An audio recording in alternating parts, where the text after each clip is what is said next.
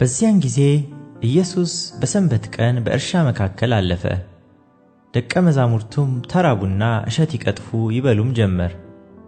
ፈሪሳውያንም አይተው እነሆ ደቀ መዛሙርትህ በሰንበት ማድረግ ያልተፈቀደውን ያደርጋሉ አሉት።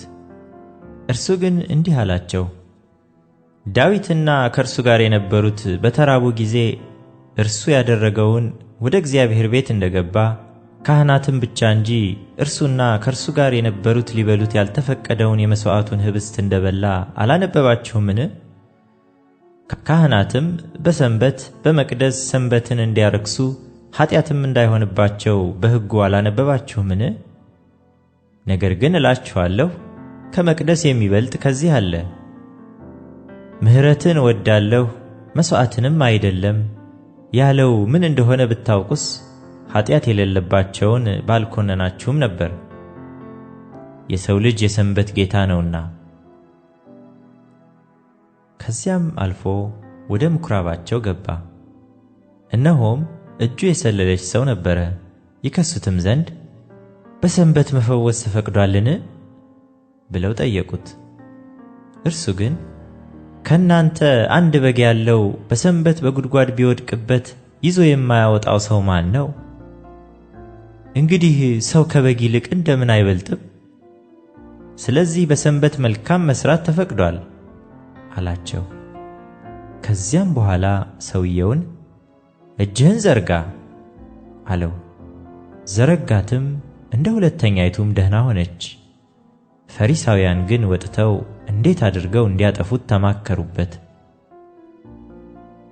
ኢየሱስም አውቆ ከዚያ ፈቀቅ አለ። ብዙ ሰዎችም ተከተሉት። ሁሉንም ፈወሳቸው፣ እንዳይገልጡትም አዘዛቸው። በነቢዩ በኢሳይያስ የተባለው ይፈጸም ዘንድ እንዲህ ሲል፣ እነሆ የመረጥሁት ብላቴናዬ፣ ነፍሴ ደስ የተሰኘችበት ወዳጄ፣ መንፈሴን በእርሱ ላይ አኖራለሁ።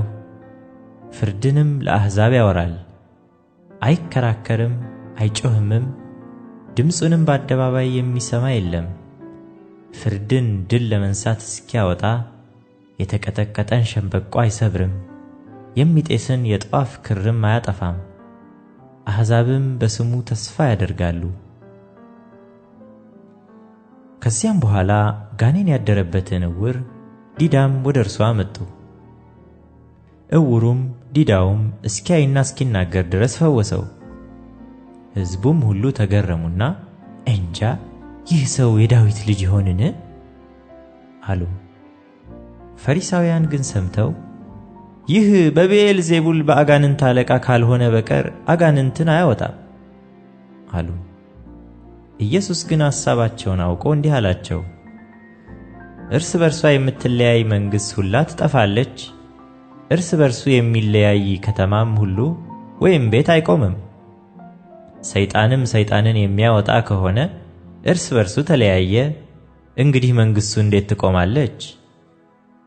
እኔስ በብዔል ዜቡል አጋንንትን የማወጣ ከሆኑ ልጆቻችሁ በማን ያወጧቸዋል? ስለዚህ እነርሱ ፈራጆች ይሆኑባችኋል። እኔ ግን በእግዚአብሔር መንፈስ አጋንንትን የማወጣ ከሆንሁ እንግዲህ የእግዚአብሔር መንግሥት ወደ እናንተ ደርሳለች። ወይስ ሰው አስቀድሞ ኃይለኛውን ሳያስር ወደ ኃይለኛው ቤት ገብቶ ዕቃውን ሊነጥቀው እንዴት ይችላል?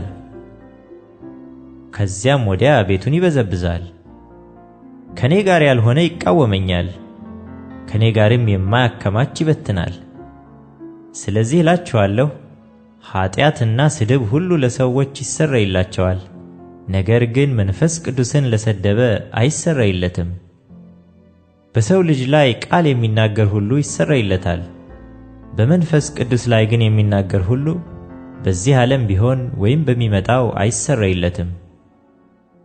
ዛፍ ከፍሬዋ ትታወቃለችና ዛፏን መልካም ፍሬዋንም መልካም አድርጉ፣ ወይም ዛፏን ክፉ ፍሬዋንም ክፉ አድርጉ። እናንተ የእፉኝት ልጆች ክፉዎች ስትሆኑ መልካም ለመናገር እንዴት ትችላላችሁ? በልብ ሞልቶ ከተረፈው አፍ ይናገራልና።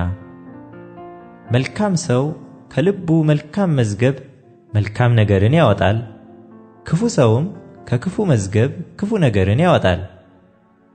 እኔ እላችኋለሁ ሰዎች ስለሚናገሩት ስለ ከንቱ ነገር ሁሉ በፍርድ ቀን መልስ ይሰጡበታል።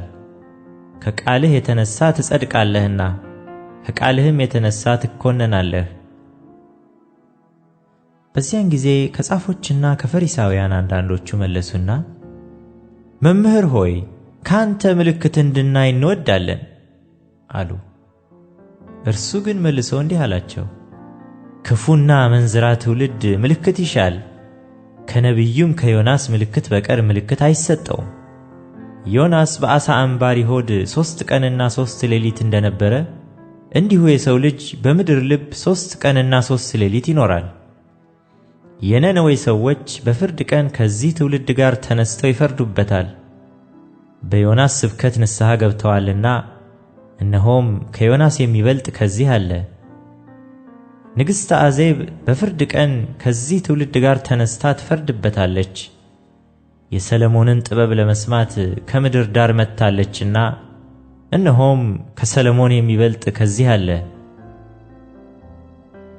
ርኩስ መንፈስ ግን ከሰው በወጣ ጊዜ እረፍት እየፈለገ ውሃ በሌለበት ቦታ ያልፋል፣ አያገኝምም።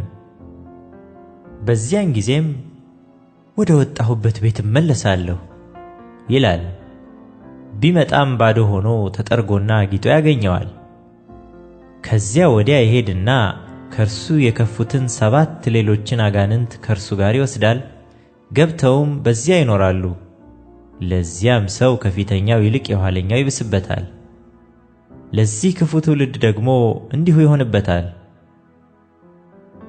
ገናም ለሕዝቡ ሲናገር እነሆ እናቱና ወንድሞቹ ሊነጋገሩት ፈልገው በውጭ ቆመው ነበር። አንዱም እነሆ እናትህና ወንድሞችህ ሊነጋገሩ ፈልገው በውጭ ቆመዋል አለው። እርሱ ግን ለነገረው መልሶ እናቴ ማን ናት? ወንድሞቼስ እነማን ናቸው? አለው። እጁንም ወደ ደቀ መዛሙርቱ ዘርግቶ እነሆ እናቴና ወንድሞቼ፣ በሰማያት ያለውን የአባቴን ፈቃድ የሚያደርግ ሁሉ እርሱ ወንድሜ እህቴም እናቴም ነውና አለ። አሁን በሰማችሁት የእግዚአብሔር ቃል ለተባረካችሁ እናምናለን። ቀጣይ ዕለታዊ የእግዚአብሔር ቃል መልእክት ወደ እናንተ እንዲደርስ ሰብስክራይብ ያድርጉ። እንዲሁም ሼርና ላይክ በማድረግ በእግዚአብሔር መንግሥት ግንባታ ላይ አብረውን ይስሩ። እናመሰግናለን።